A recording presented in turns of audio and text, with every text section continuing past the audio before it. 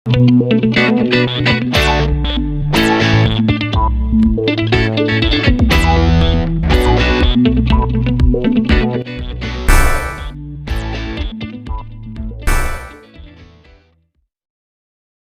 lagi dengan saya, kita akan belajar salah satu firman Tuhan.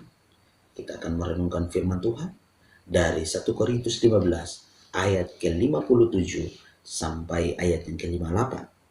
Demikian bunyi firman Tuhan. Tetapi syukur kepada Allah yang telah memberikan kepada kita kemenangan oleh Yesus Kristus, Tuhan kita. Karena itu saudara-saudaraku yang kekasih, berdirilah teguh, janganlah goyah, dan giatlah selalu dalam pekerjaan Tuhan. Sebab kamu tahu bahwa dalam persekutuan dengan Tuhan, jeripayamu tidak sia-sia. Saudara yang dikasihi Tuhan, melalui pembacaan firman Tuhan hari ini, maka saya akan memberi tema bagi perenungan kita adalah melayani Allah yang hidup. Mengapa saya mengatakan demikian? Karena kita sudah merayakan dan memperingati bagaimana karya Kristus bagi hidup kita. Dia datang menderita, disalibkan, mati, dan bangkit pada hari yang ketiga. Dan ini adalah satu ucapan syukur bahwa kematiannya membangkitkan kita untuk melayani Dia. Jadi saudara, kebangkitan Kristus merupakan suatu hal yang menjadi dasar kita. Maka itu perlu kita mengetahui hal ini. Maka itu saudara, kalau kita perhatikan di dalam teks ini atau surat Korintus ini, maka 1 Korintus ini adalah surat pastoral atau merupakan suatu surat penggembalaan yang ditulis oleh Rasul Paulus untuk jemaat yang ada di kota Korintus. Karena apa? Mereka sedang menghadapi pergumulan di tengah-tengah jemaat itu. Dan surat ini mau menanggapi pergumulan itu. Salah satu pergumulan yang dihadapi adalah pengaruh filsafat Yunani tentang kematian.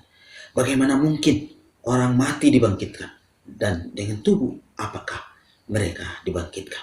Itu kita bisa lihat di dalam 1 Korintus 15 ayat 15 dan 35. Jadi jelas di sana ada persoalan yang dihadapi oleh jemaat Korintus ini. Dan saudara, filsafat ini jelas dapat mempengaruhi iman jemaat. Karena itu Rasul Paulus mau menjelaskan dalam pasal 15 ini. Dan pada ayat terakhir ini, ayat ke-58, ia menggunakan karena itu.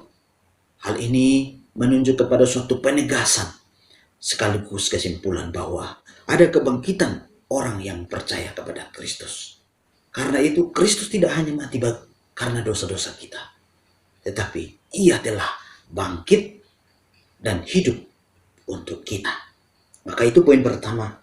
Dasar kita melayani adalah karena kebangkitan Kristus, karena kemenangan Kristus atas maut dan dosa.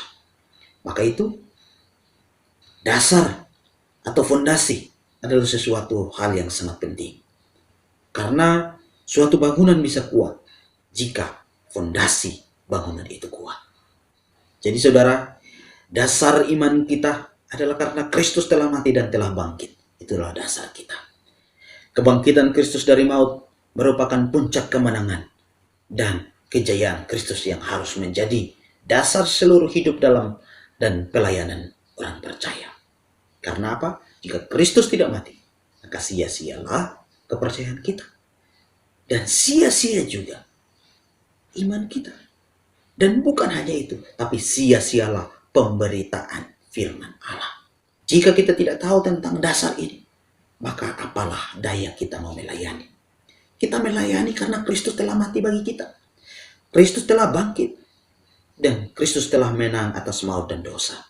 Maka kita perlu bagikan ini. Kita melayani karena kita perlu bagikan ini kepada orang-orang yang belum mengenal Kristus. Saudara yang dikasihi Tuhan, karena kita melayani Allah yang hidup, maka tentu kita harus tahu apa ciri orang yang melayani Allah yang hidup. Di sini kita melihat di ayat yang ke-58 ini dengan jelas Paulus menuliskan dengan detail ciri orang yang melayani Allah yang hidup. Saudara yang dikasihi Tuhan, setiap orang memiliki ciri tersendiri yang merupakan tanda untuk membedakan dari orang lain. Demikian pula dengan orang yang mau melayani harus punya ciri. Apakah ciri orang yang melayani Allah yang hidup? Tentu kita mempertanyakan itu. Tetapi di sini Paulus sudah menjelaskan dengan detail. Dan di sini saya akan membagikan beberapa ciri orang yang melayani Allah yang hidup. Yang pertama adalah orang yang melayani Allah yang hidup adalah orang yang konsisten. Konsisten berarti tetap pada pendirian. Tidak terpengaruh oleh pihak lain. Tidak berubah. Orang yang melayani hendaknya tetap dapat berdiri teguh. Sebagaimana Paulus mengatakan di sini, berdirilah teguh. Dan juga bukan hanya itu, tetapi dia harus teguh dalam imannya kepada Yesus Kristus yang telah bangkit atau yang hidup. Dan juga ada kata jangan goyah oleh apapun. Teguh di sini berbicara tentang bagaimana iman kita atau bagaimana pengetahuan kita terhadap Kristus yang telah mati dan bangkit. Kita berpegang teguh tentang dasar kita. Dan jangan goyah, artinya bahwa kita jangan sampai goyah karena banyak cobaan, banyak tantangan sebagaimana yang dialami oleh orang-orang Korintus. Mereka sedang menghadapi satu cobaan, yaitu mempertanyakan bagaimana mungkin orang bisa mati dan dengan tubuh apakah mereka akan dibangkitkan atau mereka bangkit. Ini. Jadi pertanyaan-pertanyaan ini bisa menggoyahkan iman kita. Maka itu kalau kita konsisten bahwa dasar iman kita adalah karena Kristus telah mati dan bangkit, maka janganlah goyah. Karena kebangkitannya membangkitkanmu untuk melayani. Dan yang kedua adalah dinamis. Dinamis artinya selalu ada perubahan. Selalu ada hal yang baru. Ada perubahan-perubahan ke arah yang lebih baik tentunya. Mengapa? Karena kita tahu bahwa kita melayani Allah yang hidup. Kita melayani firman yang hidup. Kita melayani roh yang hidup. Bahkan Roh Kudus adalah roh yang dinamis. Tidak hanya seperti itu terus menerus, tapi dia akan memperbaharui kehidupan kita. Karena itu Rasul Paulus mendorong agar setiap orang yang melayani hendaknya tetap giat selalu dalam pekerjaan Tuhan. Artinya dinamis, harus selalu baru. Kita harus berdoa supaya ada perubahan. Ada sesuatu yang baru dalam pelayanan kita. Tentu itu bukan sesuatu yang mudah. Tetapi kita terus meminta. Karena Allah yang kita layani adalah Allah yang hidup. Maka pasti apapun yang kita lakukan ada sesuatu yang baru. Dan yang ketiga adalah ciri orang yang melayani Allah yang hidup adalah mau belajar.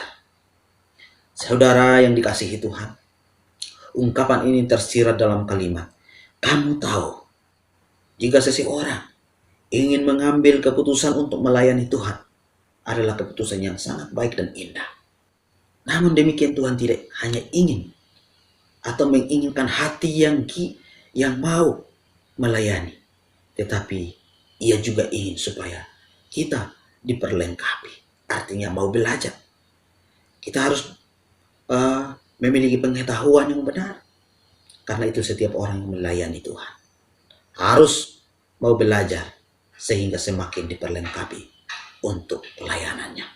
Jadi menjadi pelayan, mau melayani Allah yang hidup bukan suatu hal yang sangat mudah, tetapi butuh sesuatu yang sangat baik, karena Allah menuntut sesuatu yang baik, maka itu kita harus memberi yang terbaik. Dengan cara apa? Kita harus terus belajar, dan belajar. Yang keempat adalah memiliki persekutuan dengan Tuhan. Saudara, jemaat Korintus memiliki persekutuan yang indah bersama dengan Tuhan. Sebab itu Paulus menyebutkan tentang kebiasaan yang baik dalam jemaat. Kekuatan sebuah pelayanan terletak pada persekutuan kita dengan Tuhan. Semakin kita memiliki persekutuan dengan Tuhan, semakin banyak hal yang Tuhan akan ungkapkan dalam pelayanan. Maka itu hubungan dengan Tuhan harus menjadi sesuatu yang utama. Karena tanpa hubungan dengan Tuhan, maka pelayanan kita juga akan menjadi pelayanan yang biasa-biasa saja. Maka itu hubungan dengan Tuhan adalah sesuatu yang sangat penting. Itu ciri yang keempat. Ciri yang kelima adalah mau rela berkorban. Saudara, rela berkorban adalah sesuatu yang sangat penting. Setiap orang yang mau melayani Allah yang hidup, hendaknya ia juga rela berkorban. Berkorban dalam hal waktu, berkorban dalam hal tenaga, berkorban dalam hal pikiran, atau menguras segala pikiran. Maksudnya kita karena banyak memikirkan hal-hal yang baik untuk dalam melayani. Maka itu menguras pikiran juga. Menguras mungkin keuangan. Karena melayani bukan berarti tidak butuh uang, tapi kita juga butuh uang. Maka itu berkorban. Seseorang yang mau melayani Allah yang hidup, dia harus rela berkorban. Maka itu di sini Paulus dia memakai kata berjeripaya. Sebab Kristus lebih dahulu berkorban untuknya. Maka itu seseorang yang mau rela berkorban bukan karena dia rela berkorban dari dirinya, sebenarnya karena dia sudah tahu bahwa Kristus telah rela berkorban bagi dirinya. Pengorbanan Kristus di kayu salib inilah yang harus tetap menjadi kekuatan ketika menghadapi tantangan dalam pelayanan. Bandingkan juga Filipi 1 ayat 29. Kita harus rela berkorban. Ya. Nah, kalau kita sudah tahu ciri orang yang melayani Allah yang hidup, maka apa upah bagi orang yang melayani Allah yang hidup? Saudara, yang menjadi upah bagi setiap orang yang melayani Allah yang hidup, kita lihat bahwa jeripayanya tidak sia-sia. Artinya pengorbanan tidak sia-sia. Allah akan memberikan upah baginya. Yaitu apa? Mahkota yang kekal. Kita bisa bandingkan Lukas 18 ayat 28 sampai 30. Dia akan memberikan bahwa setiap orang yang bertahan dalam imannya, dia akan memberikan mahkota. Tubuh kemuliaan di surga bersama dengan Allah Bapa. Artinya dia akan memiliki kehidupan atau kepastian hidup kekal. Maka itu saudara, kita perlu memahami ini, bahwa kita sedang melayani Allah yang hidup. Melayani bukan hanya di altar, di gereja, tetapi dalam segala profesi kita, dalam segala pekerjaan kita. Kita sebagai guru, sebagai dokter, sebagai